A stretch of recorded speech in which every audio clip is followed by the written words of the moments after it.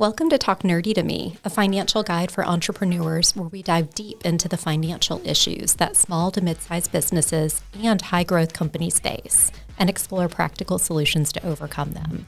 Thanks so much for joining us. In this episode, we'll share a bit about ourselves, our firm, and what you can expect from this podcast. We'll also touch on some of the top financial challenges that both small to mid-sized businesses as well as high-growth organizations encounter. I like it. So our goal at the Stanley CFO Group is to help businesses gain financial clarity and focus on growth, capturing previously unrecognized assets and improving cash flow, and ultimately unlocking their next level of success. And it seems to be working. Our clients have realized returns of roughly $1.5 million for every $100,000 invested with our firm. Dollar bills, yo. Hi, I'm Michelle Delker, founder and CEO of the Stanley CFO Group. I have a bachelor's and a master's degree in accounting, and I'm a licensed CPA. I also hold a strategic CFO certificate from Wharton Executive Education and am very nerdy. I worked in accounting and finance for almost 20 years before launching our business, from Fortune 100 companies to entrepreneurial startups and everything in between. And through the process, we learned that many of the entrepreneurial organizations that we've served face similar challenges. So in 2022, we established our business to help entrepreneurs address and resolve those challenges. So that's me in typical middle child fashion, but I'd really like to introduce my colleague, Robin Keithley. She's our Vice President of Operations and is an absolutely incredible professional. She makes the magic happen. Robin, welcome. Tell us about you. Thank you, Michelle. I'm excited to be a part of the Talk Nerdy to Me podcast. My background is in accounting. I have 20 years of experience working with small to mid-sized businesses, helping them navigate their financial challenges and achieve their goals.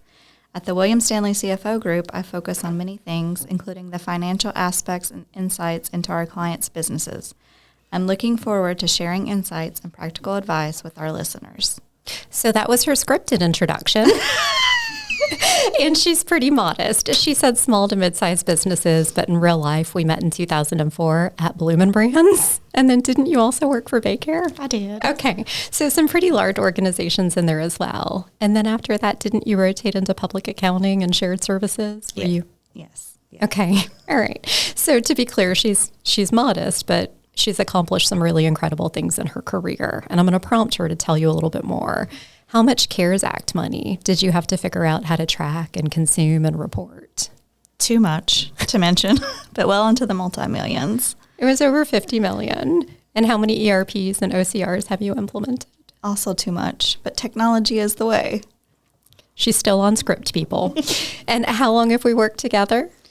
We first met in 2004, as you mentioned, at Bloomin' Brands, our first job out of college. And as you love to tell others, I did assist in training you in that job. After that first job, we built our careers via different paths, but we reunited in 2015, and we haven't really been apart since. Much to her chagrin. I need her far more than she needs me. Thank you for staying. Welcome. All right. You are amazing. We all adore you. And now let's talk nerdy. We really want to focus on some of the top challenges that small to mid-sized companies and high-growth organizations face. And at the top of the list, I think even my 9 and 10-year-old daughters would be able to tell you one of the biggest issues companies face. Cash flow issues. Dun, dun, dun. So managing cash flow is a common struggle for many businesses. Cash flow problems can arise for a multitude of reasons: late payments, unexpected expenses, and even seasonality. Remember that? Episodic, yes. So when cash flow isn't managed effectively, it can lead to periods of shortages, which make it very difficult to cover operational costs and invest in growth. And at the end of the day, growth is what it's all about. Robin is the cash flow queen. She manages all of our forecasts, rhythm and cadence, and keeps us all very honest. So I think you would be best first to talk about some of the signs that there might be a cash flow problem. I would say the biggest sign there might be a problem is it's going the wrong way. It's negative. You have more money going out than you have coming in. You have a difficulty meeting your payroll or paying any of your suppliers, and you rely heavily on your credit lines to cover your expenses. And you're just not receiving those payments from your customers. So even if you don't have robust financial reporting in place, it's a feeling, right? If you know your payroll is coming up and it's $500,000 and you've only got $300,000 in the bank, you start to palpitate. Yeah. All right. So those are indications that there's an issue, but we know that for every issue, there's a solution, right? This is a riddle that can definitely be solved. So what do you think some of the solutions would be? Well, we need to implement and more effective invoicing and collection processes. We need to manage those expenses. Let's look through the expenses and see what we're wasting. Let's build a 13-week rolling cash forecast to help us with the forecasting to anticipate any shortfalls in the future. And let's look at that line of credit. Are we getting the best options we have out there? Those are all great things. And it's going to lead us to talk about something that's really exciting. It's called the cash conversion cycle. Contain your excitement, people. Collecting payments expeditiously, making payments per terms, and holding on to the right amount of inventory so you're not floating too much cash. I'm really excited because a lot of the solutions to the challenges related to cash flow management, you have unilateral control over. Outside of the margins, how you choose to manage cash is up to you, really. And so if you're able to grasp some of the stringent requirements and rigor surrounding positive cash flow, I think you can make it work, even when it's tight. And I think that because we've done it. Correct. Yes. All right. Next up, part and parcel, insufficient working capital. We know that it's the lifeblood of any business, allowing it to manage the day-to-day operations and to seize new opportunities. Many businesses find themselves in need of additional working capital to support growth. Without sufficient working capital, businesses may face operational bottlenecks. Have you ever been put on credit hold? And miss out on growth opportunities. You're an expert here too, right? Am I? Yes. Okay. Yes. So if you have insufficient working capital, you're going to have the inability to invest in new projects or inventory. You're going to struggle to meet your current liabilities, what needs to be paid now, and you're going to have cash flow problems. You may be profitable, but where's the money in the bank? We hear that a lot, right? Like, I'm running a 15% margin, but I can't cover my payroll. Like, oh, it's all in your conversion cycle. How do we fix that? What would be some solutions for the insufficient working capital issue? We need to assess and optimize the working capital cycle by negotiating better pay terms with our suppliers. So is that a thing? Yes. Okay. For sure. The more you're buying, maybe a bulk discount and more conducive terms. Yes. Exploring financing options like a working capital loan or a line of credit. And so that's going to shore up the gap in that conversion cycle, the float that you're picking up. Okay. And then we need to manage our inventory levels more effectively. Let's just don't hold on to inventory just to have it. So maybe just in time or something that's appropriate for the type of business that you're running. So there are key things that you can put into place to really optimize that working capital. But even when it's optimized, when we want to grow or we do have excessive float, as the industry dictates, we may need access to financing. And this is a big deal. Finding the right financing options can feel daunting and completely overwhelming. Whether it's securing a loan, attracting investors, or leveraging your existing assets, understanding the available options and their implications are key. Businesses often face challenges in identifying the most suitable financing solutions for their needs because it's overwhelming, especially as rates are rising and there are some banks that are in distress. It can feel insurmountable. So challenges in accessing financing.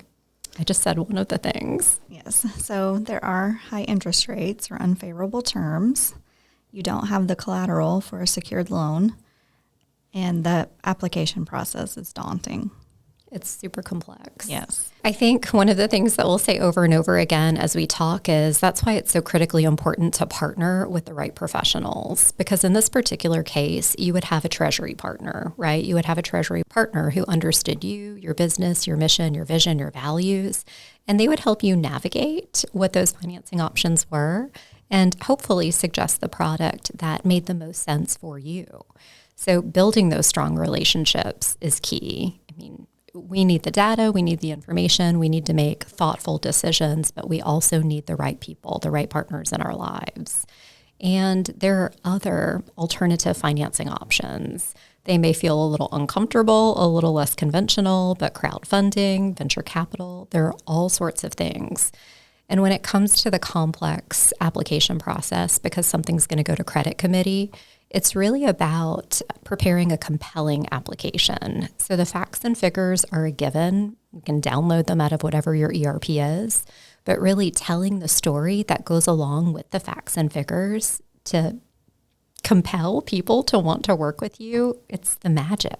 Agreed. She agrees. My gosh, that's wonderful. All right, so there's been a theme, right? We've talked about cold, hard cash flow issues, conversion cycle bloat, insufficient working capital, accessing financing. This is the less sexy part, but this is really a fantastic way to manage your overall business. Expense management. So inefficient expense management can eat into profits and hinder growth. Identifying areas where costs can be reduced without compromising quality or performance is essential. And businesses often overlook small expenses that can add up over time. It is not sexy. No. But there are telltale signs, right, of inefficient expense management. And we've seen many of them in the past. What are some things that stick out to you? I think one of the biggest is your revenue is increasing, but the cost are increasing more. Disproportionately? Yes, not the same. You're not reviewing your expenses, just paying everybody, ordering everything, and you're not controlling that discretionary spending. That sounds like the Wild West, and it makes me a little nervous. I feel like I need a blood pressure cuff. But there are solutions again, right? So number one, establish a budget, trend, and benchmark to ensure that you're aligned with what you said you were going to spend. And if revenues aren't coming in where you expected them to, that you're flexing down. So that's really great. I know you love a good old-fashioned, like, regular expense audit. Who doesn't? But what else? Leveraging technology to track and manage those expenses. I mean, it will help you just see it right there, right on the page. It leaps off. Mm-hmm. Identifying and eliminating wasteful spending, really. I mean, that's the key. So, and that brings us to our next item, financial planning and forecasting. Now, unlike expense management, this is very sexy. Everybody loves financial planning and forecasting, projections and stuff, right? Right. So developing accurate financial plans and forecasts can be challenging, especially for high growth companies.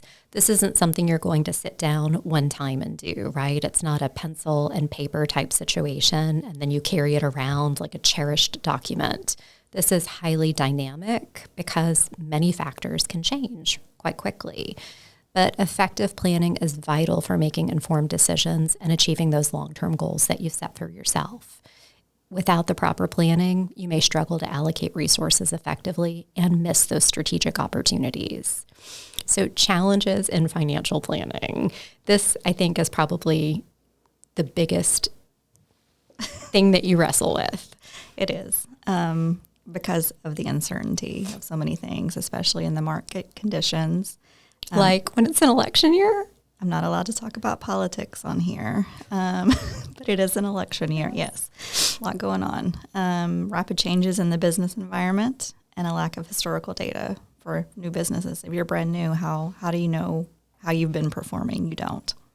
So you're having to make a lot of assumptions. So there's definitely gut feel that goes into it. But you're probably not starting out in a brand new sector. There have to be publicly traded competitors where you can pull their information from the SEC, right? And start to develop that benchmarking, that upper and lower bounds. So there's definitely a path forward.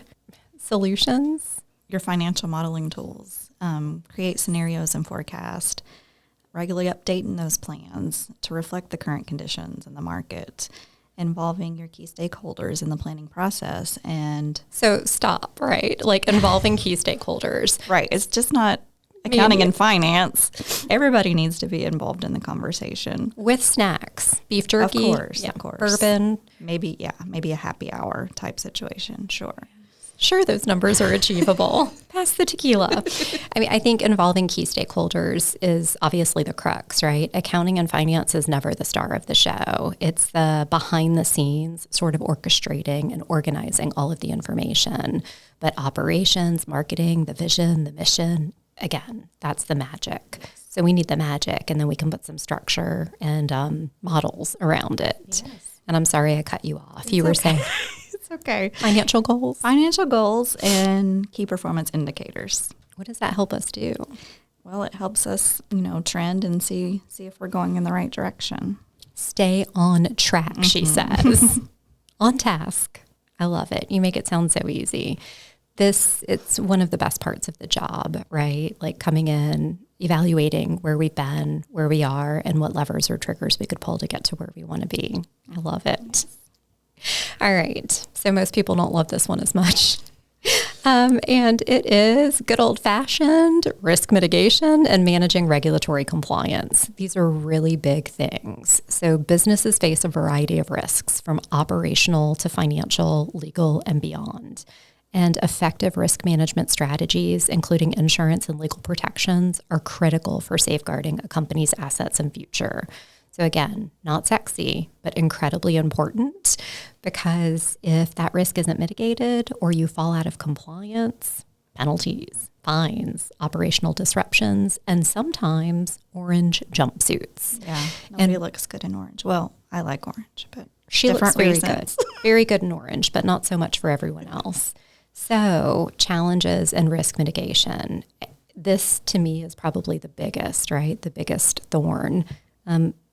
Because it feels overwhelming. Like the landscape is so big and complex. Really identifying and assessing all of the potential risks feels like a huge task. I think, again, this is why it's so important to have those partnerships. So the right risk partner, the right insurance broker, the right counsel who really has the depth of knowledge in your particular sector to help you guide and manage. Make sure you've got the appropriate coverages in place, that you're navigating the legal complexities and regulatory requirements. Totally agree. I feel like what you're saying is the business owner can't do all of this. He or she needs experts. Without question. It sounds like you're picking up what I'm putting down. Always. Yes. So when we talked a bit about that $50 million of CARES Act money that you had to track and consume and then report on, was there a guidebook that someone gave you? Oh, no. And as I was going through it, very painstakingly, I would often say I missed the class on accounting for a pandemic. Like, I learned a lot. So guidance changed every day, and it would be hundreds of pages. We'd have to scrub through it and really create our own guidebook, and had to be very flexible, had to be willing to iterate, because this was not static. It was ever evolving. And it was a phenomenal lesson, right? It helped us implement additional tools for future situations that could arise. Yes. I feel like I'm well-versed now. Age 10 years and 2. So some solutions: enacting regular compliance audits, but you couldn't do it all by yourself. Didn't we have to pull some help in once you'd established what that plan looked like? Yes, definitely need to train others on the regulatory requirements. And was it pencil and paper? Nothing's pencil and paper. Okay, we talked about technology already, so we need to leverage, compliance management softwares. And again, those experts really, really helped out. Without question. So we had some professional partners, additional CPAs. Yes. They were critical in being able to navigate appropriately. So that's a lot. It's a lot. We've covered a lot.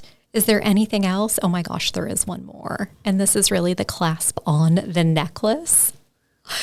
Procuring and retaining top-tier talent. This is key, right, for any business. Attracting and retaining skilled employees is crucial for the growth and success of any business. High employee turnover can be very costly and very disruptive. And the world is not the same today. No. I mean, 10 years ago, 5 years ago, the landscape was very different. Many folks were still operating like it was the Great Depression, and there was, one job position available for 10,000 people. But things have shifted pretty tremendously, and it makes the landscape a lot more arduous to navigate. Yes. Always, and still finding qualified candidates is huge. We recently looked at some resumes for a very specific job, and it's either they didn't understand what the job description was or they just thought they could do it. But weeding through all of that and finding the appropriate qualified talent. I have to share. Yes. So we were sourcing for a director of revenue cycle management, a very, very important position. And of the 100 applicants that came through, I mean, didn't we have a forklift operator that applied? Bless his heart. I joked with Rob and I said he must have known there would be some heavy lifting. But as you're looking for that qualified candidate, you need to offer competitive compensation and benefits, and you need to create a positive work environment to retain those employees. What do you mean? Well, I mean, the culture, you need to build the culture, but you're right, the landscape is very different. It's not 9 to 5 in the office all the time, so you got to be able to adjust and bring the employees in that have the talent and that fit in with your culture and that you make them want to be there with you. I agree. I mean, to me, it all goes back to the mission, the vision, and the values. You have to find people that are strategically aligned and that their belief in what you want to do is so strong, they're compelled to run ahead of you. And while the landscape has shifted and there's been a lot of talk and chatter about, this generation or that generation, what I've seen is absolute greatness emerge, and I've seen it impact other generations that you otherwise wouldn't expect. The way that people are able to show up to work, to contribute, to collaborate, it's absolutely incredible to see. I think with some of those practices incorporated, it's, we're unstoppable. You just have to sort of get with the program, lock in and figure out what works, and be really smart when you're recruiting and onboarding. Remember that it's a pleasure and a privilege to have this talent with you, right? It's a two-way relationship, and both parties need to be happy about it. And then most people don't just want to be stagnant. I mean, do you just want to sit and not learn, not do anything different every day? No, that wouldn't be boring. So maybe some sort of career development and growth opportunities? Yes. For all positions? Yes. Well, I think managing, too, those expectations are really important because I've seen people with a couple years of experience, right? When there haven't been the appropriate conversations leading up to it, they'll pop in. I really feel like I'm ready for that VP role. Well, I could see how you could feel that way, right? Being clear from the beginning about what it is that we need, what it is that that person is interested in, I think is critically important to ensure we have them on the right growth plan, and then also that we're aligned as we grow together. Yes. It sounds so easy. Isn't it though? All of this is so easy. So make sure that you're doing those things basically. Implement the right retention strategies, make sure that you're recognizing folks, and offer competitive terms. And you said something to me the other day when we were chatting through this because we practiced. You said, I've worked at places where I feel like people didn't even know I was there. For sure. Yeah. I just walked in to do a job and I don't even know if anybody paid attention to the work that I did. There was no culture at all. Crazy. Yes. I throw you a parade every day. Thank you so much for coming. Please come back tomorrow. So I think, again, it's a riddle that can be solved, right? Without question. Mm-hmm. So I know that we covered a lot, but we covered a lot because there are a lot of things that, if not properly addressed and resolved, can really be an impediment to growth and forward motion. And at the end of the day, while some of these situations may sound like really complex challenges that can't be addressed and resolved, they can all be addressed and resolved. There's a way to manage to appropriately navigate through in bite-sized pieces. So that's why we're here. Our podcast, Talk Nerdy to Me, aims to address these challenges and more. And we're going to release 2 episodes a month. In the first episode, the one that we just did, we dived into common financial issues that entrepreneurs face, breaking down the problems, discussing several different ways to approach and manage, and then providing actionable insights. In our next episode, we'll bring in a professional partner like a banker, an attorney, an insurance broker to talk about how they can help entrepreneurs and what you should expect from those professional partners. Because not all are the same. Some are absolutely incredible and some are working on being absolutely incredible. And we want to show those different types of solutions to you. We want to give you that practical advice and the real-world examples that you can apply to your own business. So we'll be talking about cash flow management, securing working capital, and building a strong, balance sheet. We want to help you navigate the financial challenges you face and set your business up for success. We'd love to hear from you. Subscribe to the podcast, share it with your network, and leave us feedback. Let us know what topics you'd like to cover or any questions you may have. You can reach us at the WilliamStanleyCFOgroup.com. That was amazing. Thank you so much for coming. Thank you for tuning in to our first episode. We really do look forward to sharing this journey with you. Please stay tuned for our next episode where we'll dive into a financial diagnostic of a company and uncover common challenges and opportunities for improvement. Okay, bye.